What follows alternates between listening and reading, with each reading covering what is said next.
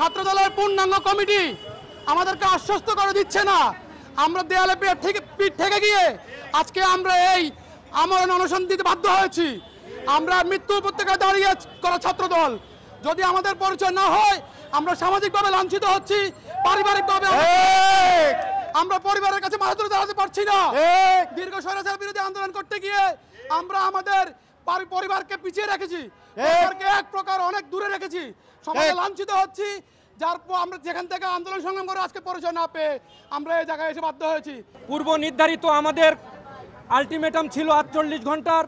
সেই 48 ঘন্টা পেরিয়ে যাওয়ার পরেও বাংলাদেশ জাতীয়তাবাদী ছাত্র দলের পক্ষ থেকে এবং বাংলাদেশ জাতীয়তাবাদী দলের নীতি নির্ধারণী ফোরামের পক্ষ থেকে এখনো পর্যন্ত আমাদের সঙ্গে যোগাযোগ করা হয়নি। সন্তোষজনক পূর্ণ ফলাফল আমরা পাইনি, কিংবা আদৌ আমাদের কমিটি গঠন করে দিবে কিনা সে বিষয়ে সুনির্দিষ্ট আমরা কোনো কথাবার্তা কারো কাছ থেকে পাইনি। বাধ্য হয়ে আমরা যেহেতু ঘোষণা দিয়েছিলাম 48 ঘন্টা সময় চলে গেছে, বাধ্য হয়ে আমরা আজকে এই নয়াপল্টনের সামনে আমরণ অনশনের আমরা ঘোষণা দিয়েছিলাম আগে, এখন আমরা পালনের জন্য দাঁড়িয়েছি। আমাদের একটাই দাবি, আমাদের পদ ও পরিচয় চাই। আমাদের দলের ভারপ্রাপ্ত চেয়ারম্যান একমাত্র সাংগঠনিক অভিভাবক, আমাদের আশা আকাঙ্ক্ষার মূর্ত প্রতীক, বেটার বাংলাদেশ বিনির্মাণের স্বপ্নদ্রষ্টা জনাব তারেক রহমানের কাছে আকুল আর্জি জানাচ্ছি। এর আগেও আপনাকে আমরা রিচ করার চেষ্টা করেছিলাম। রিজভি ভাই আমাদেরকে বলেছিলেন আমি দায়িত্ব নিয়ে কমিটি করে দিব, কিন্তু 5 মাস অতিবাহিত হলেও সেটার কোনো আশানুরূপ ফল আমরা পাইনি। আমরা আজকে এখানে উপনীত হয়েছি। আপনাদেরকে উদ্দেশ্য করে বলতে চাই, প্রিয় সাংবাদিক বন্ধুরা, জনাব তারেক রহমান বলেছিলেন মিছিলের শেষ ছেলেটিও তার রাজনৈতিক পরিচয় পাবে।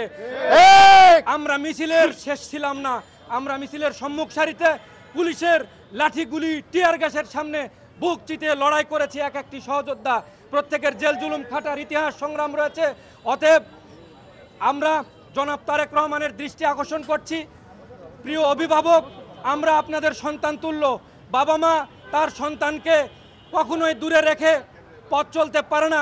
সন্তানেরা যতই অন্যায় অপরাধ করুক, তার বাবা মা কিন্তু ঠিকই তার কাছে স্নেহ ভালোবাসা দিয়ে ডেকে নেয়। আমরা আপনাদের দল করেছি, আমাদের জীবন যৌবনের সবটুকু বিসর্জন দিয়েছি। আমাদের দাবি, প্রিয় ভারপ্রাপ্ত চেয়ারম্যান, আপনি দয়া করে আমাদেরকে নিজের দায়িত্ব নিয়ে আমাদের এই অবহেলিত জীবন থেকে মুক্তি দিবেন, এবং আমরা যে বৈষম্যের শিকার হচ্ছি এই বৈষম্য থেকে আমরা মুক্তি চাই। একটি দাবি, অনতি বিলম্বে অতি দ্রুত আমাদের কমিটি ঘোষণা করতে হবে। এবং আজকে আমরা একটি ঘোষণা দিতে চাই, যতক্ষণ পর্যন্ত আমরা কমিটি প্রেস দেখতে না পাবো ততক্ষণ পর্যন্ত এই আমরণ অনশন কর্মসূচি চলবে।